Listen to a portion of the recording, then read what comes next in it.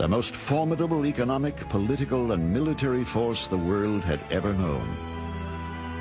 On the eastern frontier, Judea, once known as the Kingdom of Judah, now lay at the crossroads of the many trade routes that brought prosperity to the empire. It is against this background that the man from Galilee comes to preach his message of compassion, salvation, and redemption, heralding the birth of a new religion that would one day sweep the world. It is a noble yet tragic saga that would end in crucifixion for the one known as Jesus Christ. But those who follow and believe in him are determined to tell his story, and so a New Testament emerges. If you look at the New Testament as a small library, the first part are the four Gospels. The next book is called the Acts of the Apostles. It tells the story from after the death of Jesus up to the arrival of Paul in Rome. Then you have letters, epistles of Paul, letters by other, at least attributed to other members of the early church, and the last book then is the book of Revelation. The books of the New Testament were originally written in Greek, and the references to the kingdom of God, as preached by Jesus, were often hailed as good news or Godspell, from which the word gospel is derived. But who wrote them? Who was it who kept account of the one proclaimed to be the Son of God? Matthew, Mark, Luke, and John are allegedly written by two of the followers of Jesus, Matthew the tax collector and John the beloved disciple, and then two other friends of apostles, Mark, the associate of the Apostle Peter, and Luke, the traveling companion of the Apostle Paul. These are four accounts that were written down near the end of the first century. Scholars debate the dates, but most think that the Gospel of Mark was the first to be written sometime around the year 65 of the Common Era, so about 35 years after Jesus' death. Luke and Matthew being written maybe 15 or 20 years later, sometime around the year 80 or 85, and the Gospel of John probably the last to be written perhaps around the year 90 to 95. The Gospels themselves don't claim to be written by Matthew, Mark, Luke, and John. These are anonymous books. The authors chose to keep their identity secret. The titles in our English Bibles, the Gospel according to Matthew, etc., were put on by later scribes. The original authors didn't identify themselves. Despite an exhaustive search, thus far no original manuscripts of any of the four Gospels have ever been found. Time has claimed them all. But over the years, fragments of early copies have been retrieved from the dust and debris of the ancient world. Climate is a major factor in the preservation of papyrus and parchment writings. Weather and wind have extracted their toll, but as the chroniclers of Christianity spread, they took their writings with them, and it was in Egypt, with its dry heat, that many ancient manuscripts survived. In the 1920s, a tiny, tattered piece of papyrus was dug from the desert sands and sold to two archaeologists in Cairo. Careful examination of the Greek text proved it to be a shredded copy of the Gospel of St. John, written about a century after the crucifixion. It is the oldest fragment of the New Testament ever found. The oldest known fragment of any manuscript containing the words of the Apostle Mark is known as the Chester Beatty Papyrus. It is a copy of a much earlier work and was written at least 2.5 centuries after Mark lived. And when he had called the people unto him with his disciples, he said unto them, Whosoever will come after me, let him deny himself, and take up his cross, and follow me. Mark 8:34. One of the great mysteries of the New Testament was first noticed centuries ago.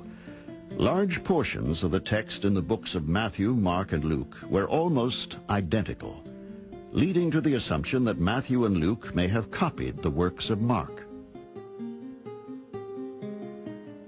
But when Jesus saw it, he was much displeased, and said unto them, Suffer little children to come unto me, and forbid them not, for such is the kingdom of heaven.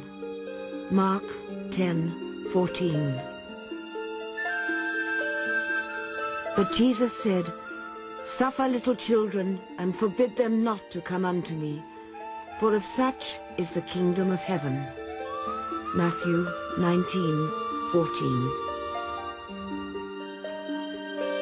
But Jesus called unto him and said, Suffer little children to come unto me, and forbid them not, for of such is the kingdom of heaven. Luke 18:16.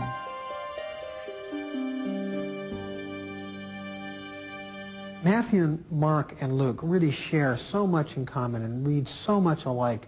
Scholars often refer to them as the synoptic gospels. That is, using a term synoptic, meaning to see alike, to refer to them. And that is because they're very closely related literarily. They're dependent upon one another. When scholars began to notice and convince themselves that Mark was being copied by Matthew and Luke, they could also notice there were some other texts in Matthew and Luke that were in a somewhat similar sequence and with a similar content. They didn't come from Mark, so they postulated another source. The German scholars who did it called it Quelle, which meant the source, simply. I call it the Q Gospel. No material evidence for the existence of the hypothetical Q Gospel has ever been found, yet its influence is unmistakable. There are obvious similarities within Matthew and Luke, indicating that the writers may well have taken their material from the mysterious Q source. One can almost imagine Matthew and Luke independently of one another sitting down with a copy of Mark on one hand and a copy of Q on the other hand, or a copy of some other document on the other hand, and just inserting, saying, supplementing Mark with various teachings of Jesus. The search for the elusive Q document continues, but few believe it will ever be found. If it did exist, who wrote it? Who was the author of the text that may have influenced both Matthew and Luke? The chances are that we shall never know.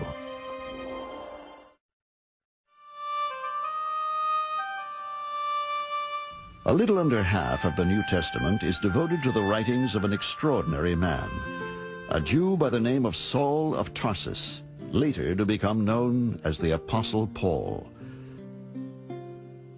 More than anyone else, he was responsible for spreading the Christian church within the Roman Empire. Long before the Gospels had been written, just 37 years after the crucifixion, Paul had helped to establish Christianity as a new world religion. From being a persecutor of the followers of Christ, his own conversion to the new faith after he experiences a vision of Jesus on the road to Damascus transforms him into a dedicated missionary. This takes him on a series of journeys throughout the empire, where he helps to found congregations and churches. And so begins another important chapter in the creation of the Bible, as Paul begins his prolific letter writing to these far-flung communities. Paul was apparently successful. He established churches throughout Asia Minor, which is modern-day Turkey, and throughout what is modern-day Greece, Macedonia and Achaia in the ancient world. We don't know how large his congregations were, whether they're just a handful of people or more than that, several dozen. It's difficult to know, but he had some considerable success. Paul's letters were the first Christian documents ever to have been written, yet the Gospels themselves are ironically silent about them. But his writings would profoundly influence the development of the new Christian faith. Paul is traveling from city to city in the Roman Empire, founding churches. As he goes to another city, he sends a letter back to previous churches he has founded. His letters, in a way, are the way he maintains presence with his communities. And you have to imagine them not just mailed to a community, but being sent by a messenger secretary who takes them to the community, who